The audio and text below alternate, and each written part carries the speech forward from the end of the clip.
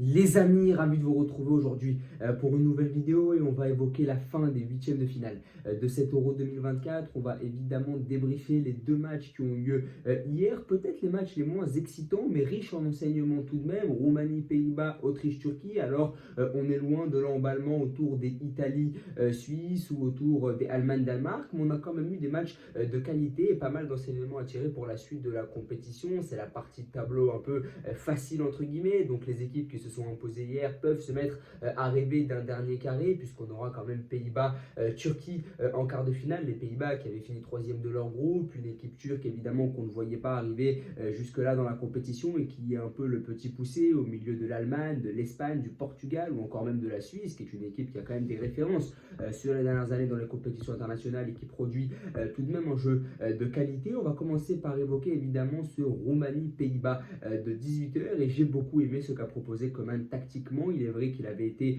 très critiqué pour ses prises d'opposition sur les deux derniers matchs, que ce soit sur le France-Pays-Bas où offensivement il avait manqué d'ambition, que ce soit sur le dernier match face à l'Autriche où les Pays-Bas avaient affiché énormément de failles défensives. Et bien sûr ce match-là j'ai trouvé quelques paris très intéressants comme la titularisation de Bergwijn par exemple, l'ancien joueur de Tottenham, que j'ai trouvé vraiment intéressant sur ce côté droit avec Dumfries dans les combinaisons, dans aussi le premier rideau défensif. Il est vrai que Dumfries bien souvent est très seul sur ce côté droit, alors Frimpong avait été titularisé avec lui face à l'équipe de France, mais ça n'avait pas été concluant. Là il a mis Bergwijn parce que je pense que Bergwijn t'apporte davantage de solidité défensive que Frimpong, et c'est un comble parce que Bergwijn est un ailier pur alors que Frimpong est censé être défenseur droit, piston droit, mais c'est paradoxalement Bergwijn qui t'apporte beaucoup plus d'équilibre parce qu'il a une qualité défensive qui est peut-être plus développée que Frimpong et peut-être plus de complémentarité. Dumfries et Frimpong sont deux pistons, donc est-ce que jouer ensemble sur le côté droit, est-ce que c'est vraiment pertinent tactiquement? Mais je trouve que vraiment avoir Dumfries et un vrai ailier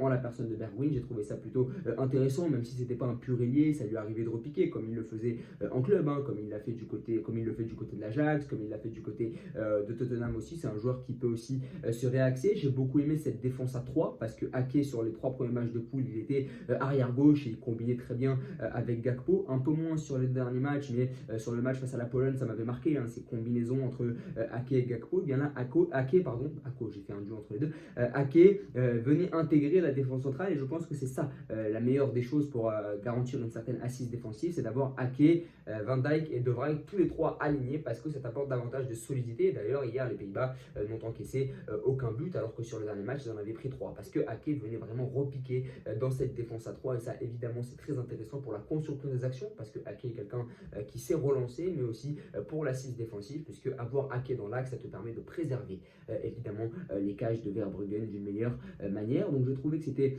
plutôt pas mal. J'ai beaucoup aimé Schouten, le joueur du PSV Eindhoven. C'est un joueur dont on ne parle pas beaucoup, qui a 27 ans, qui est un joueur du championnat néerlandais, mais j'ai beaucoup aimé parce que c'est un joueur qui est propre, c'est un joueur qui va vraiment trouver le décalage grâce à la passe qui va évidemment tout changer. Ça s'est vu d'ailleurs sur le premier but de Gakpo, c'est lui qui trouve la passe axiale pour venir déséquilibrer le bloc roumain. Grâce à une passe, il a cassé une ligne et donc il a effacé le pressing roumain qui était donc réalisé par deux joueurs. Il a cassé le pressing pour trouver le décalage, libérer l'espace et permettre aux passeurs décisifs, dont j'ai oublié le nom, de décaler Cody Gakpo et donc de déboucher sur le but de l'ancien joueur du PSV Eindhoven. Donc j'ai beaucoup aimé aussi la titularisation de Schouten et c'est vrai que les milieux de terrain néerlandais ont énormément de boulot pour remplacer De Jong ou encore Koop Meiners. Et bien même si Veerman a quand même déçu en poule, je trouve que Schouten fait globalement le boulot dans ce rôle de stabilisateur, un peu à la Tchouaméni chez nous, de proportion gardée bien sûr, mais dans ce rôle un peu de stabilisateur. Donc j'ai trouvé ça plutôt pertinent aussi. Donc une meilleure équipe néerlandaise, même Depay qui avait été très critiqué, a aussi, bon je crois qu'il n'a pas marqué, mais il a quand même été plutôt bon j'ai trouvé dans cette attaque néerlandaise, en tout cas beaucoup mieux que sur les 3 premiers matchs de poule où il avait été contesté, etc. Là je l'ai trouvé beaucoup mieux, notamment dans l'état d'esprit. On sait que Depay est un joueur de qualité, mais dans les 3 premiers matchs il avait été aux abonnés absents. Je l'ai trouvé un peu mieux, sans être extraordinaire, je l'ai quand même trouvé un peu mieux. Xavi Simons, le joueur du Rasenball Sport Leipzig, que j'ai trouvé aussi très intéressant. Après, c'est pas encore le Xavi Simons qu'on a vu du côté de Leipzig cette année. C'est un joueur qui est très frustré aussi, on a l'impression, parce que des fois il n'est pas trouvé par ses coéquipiers, des fois il a un peu du mal à vraiment être trouvé entre les lignes, à pouvoir vraiment toucher les ballons qu'il faut, à la zone où il faut. C'est vrai qu'il a montré quelques frustrations, mais au final je trouve que c'est un joueur qui encore une fois a affiché ses qualités hier. D'ailleurs il est passeur décisif, mais c'est un joueur qui a du mal à être trouvé, et ça se sent. Il est plutôt frustré de ne pas l'être. Le jeu penche davantage sur Gakpo, sur Dumfries sur le côté droit. Lui, il a un peu de frustration de ne pas pouvoir toucher plus que ça le ballon, mais globalement, hier, je l'ai trouvé mieux avec le ballon que sur les 3 premiers matchs. Le premier, il avait joué côté droit, le deuxième, il avait joué en 10 contre l'équipe de France, mais son équipe avait refusé le jeu. Donc, c'était compliqué depuis le début de la compétition pour Simons, mais là, depuis 2 matchs, même contre l'Autriche, il avait été décisif aussi, il avait marqué. Eh bien, je l'ai trouvé plutôt bon hier là aussi. Si je devais noter Simons et Depay, je dirais que Depay mérite un 6,5 et que Simons mérite un 7. Allez, peut-être 6,5 pour Simons. Allez, peut-être même presque 7, je vais dire allez, 6,75 si je devais me la jouer un peu scolaire. Mais voilà, des mecs qui sont presque à 7 en tout cas sur le match d'hier. On va maintenant évoquer ce match évidemment entre l'Autriche et la Turquie à 21h, mais avant ça un tout dernier mot sur la Roumanie qui m'a déçu parce que la Roumanie a quand même fait une phase de poule au terme de laquelle ils ont fini première du groupe, ils ont quand même fini devant la Belgique, une équipe qui a accroché la Slovaquie, qui a failli éliminer l'Angleterre, donc une équipe qui a quand même des qualités, notamment sur les côtés avec Mann, avec Coman, avec Stanciu aussi dans l'axe, avec Dragusin en défense qui a encore été très bon hier malgré la défaite 3-0 de la Roumanie, et j'ai pas du tout aimé le manque d'ambition des Roumains parce qu'en tant que premier de poule, même si c'est les Pays-Bas en face, c'est l'équipe des Pays-Bas qui est en manque de confiance. Et je pense que les Roumains auraient dû se montrer beaucoup plus ambitieux, ou en tout cas sonner la révolte après le premier but encaissé, et ça n'a pas été le cas. Ça m'a un peu déçu de venir en position de victime comme ça, alors que tu es quand même premier de la poule, que c'est la partie de tableau dégagée, et que tu as quand même les qualités, tu l'as montré notamment sur le premier match face à l'Ukraine, que tu as quand même les qualités pour proposer mieux. Et j'ai trouvé que face à cette équipe néerlandaise, qui ne constituait pas non plus la mer à boire, je les ai trouvés un peu décevants. Aparté fait sur nos amis roumains, on va maintenant évoquer ce Autriche-Turquie et ça a été une affaire de coup de pied arrêté. Au final, 3 corners parfaitement bottés par Güler sur les 2 buts turcs et cette équipe autrichienne m'a déçu, mais cette équipe autrichienne a été cueillie à froid. Et le fait d'être cueillie à froid, ça ne te permet pas de faire ce que tu veux. Je pense que lorsqu'il y a 0-0 pendant une certaine période, c'est un scénario que les coachs prévoient.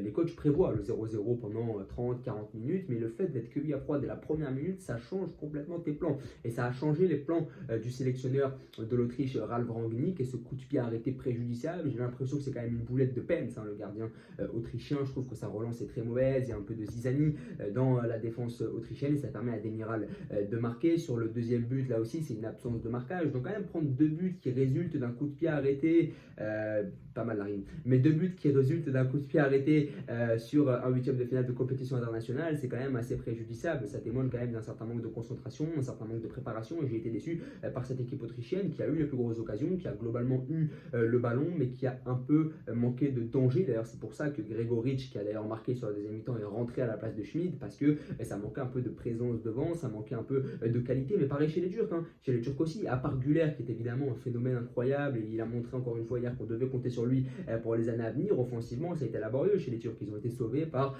ces erreurs d'inattention dans la défense autrichienne, et ça leur a permis de marquer ces 2 buts sur coup de pied arrêté. Mais offensivement, même les Turcs ont été globalement moyens. Ça a été une affaire de coup de pied arrêté avec Demiral, évidemment, qui est un joueur que j'aime beaucoup. Je ne comprends pas pourquoi est-ce qu'il est parti du côté de l'Arabie Saoudite. J'aurais aimé le voir en Europe encore un peu parce que j'aimais beaucoup ce qu'il faisait du côté de la Juve. Notamment, il avait été à l'Atalanta Bergame aussi, je crois. Donc voilà, j'aimais beaucoup Demiral et c'est dommage. Il n'a pas été titulaire au début de la compétition. J'avais trouvé ça aussi surprenant. Mais hier, il a montré qu'il avait beaucoup de qualité. Ce mérite Demiral, je trouve que c'est vraiment un bon joueur. Et hier, il a quand même sauvé la Turquie dans un match historique pour les Turcs. Parce que là, c'est quand même quart de finale de l'Euro. Alors je me rappelle, j'étais petit, mais la Turquie avait fait demi-finale de l'Euro 2012, mais avant ça, bon, il y avait eu la Coupe du Monde aussi en 98, mais avant ça, c'est rare que la Turquie aille loin dans une compétition internationale, et on le voit là, aujourd'hui, la Turquie est évidemment en quart de finale, et je pense que dans cette partie de tableau, face à une équipe néerlandaise qui certes a montré un bon visage contre la Roumanie, je pense que c'est tout à fait possible pour les Turcs d'éliminer les Néerlandais, dans la mesure où tu évites quand même l'Allemagne, l'Espagne, le Portugal, l'Angleterre, parce que l'Angleterre c'est quand même une équipe qui a des individualités très fortes et qui peut te piquer à n'importe quel moment, même si leur jeu est catastrophique. Je trouve que prendre les Pays-Bas en quart de finale, ça constitue un bon tirage pour les Turcs, pareillement pour les Néerlandais. Prendre la Turquie, ça constitue un bon tirage aussi, donc je pense que les Turcs vont jouer leur chance à fond, mais il manque beaucoup de choses à cette équipe turque. Je trouve qu'offensivement, ça manque quand même un peu de qualité, peut-être d'un vrai numéro 9, alors tout mettre sur Güler, je ne pense pas que ce soit la solution la plus opportune. Voilà, offensivement, je trouve que ça manque quand même un peu de qualité qualité intrinsèque côté turc, même s'ils en ont collé 3 à la Géorgie, qui a quand même montré pas mal de solidité sur la compétition, même si c'est une équipe qu'on a collé 2 à la République tchèque. Donc c'est une équipe qui peut marquer, mais c'est pas une équipe qui va baser son jeu sur un football champagne et qui peut marquer à n'importe quel moment. Est-ce que ce sera suffisant pour bouger Van Dijk, Ake, De Vrij? Je ne sais pas, donc je me questionne sur la force offensive des Turcs, et défensivement je les ai trouvés plutôt solides, même s'ils doivent leur salut à la dernière minute sur cette parade absolument extraordinaire de Gunok sur la tête de Baumgartner, il me semble. Je trouve quand même que globalement cette équipe turque a montré pas mal de solidité défensive. C'est dû à la réincorporation de Demiral au sein de la charnière centrale.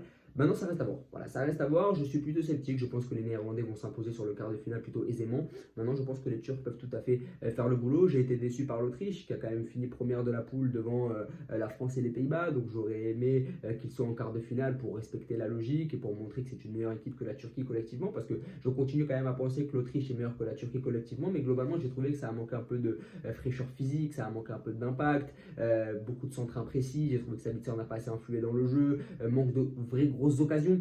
Peut-être, à part la dernière là, de Baumgartner, oui, à part la dernière de Baumgartner sur la tête sur la parade de Gunok, j'ai pas trouvé que cette équipe autrichienne ait été particulièrement dangereuse sur le but turc tout au long du match. Là aussi, ils ont marqué sur un coup de pied arrêté.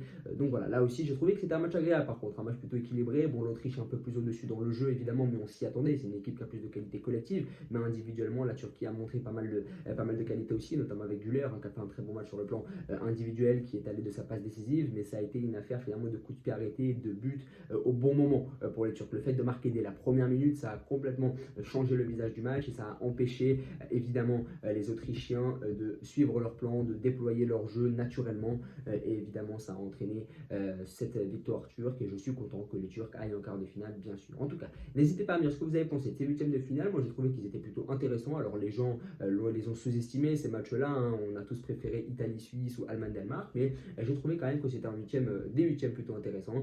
En tout cas voilà, n'hésitez pas à vous abonner, à liker et à partager. Merci beaucoup.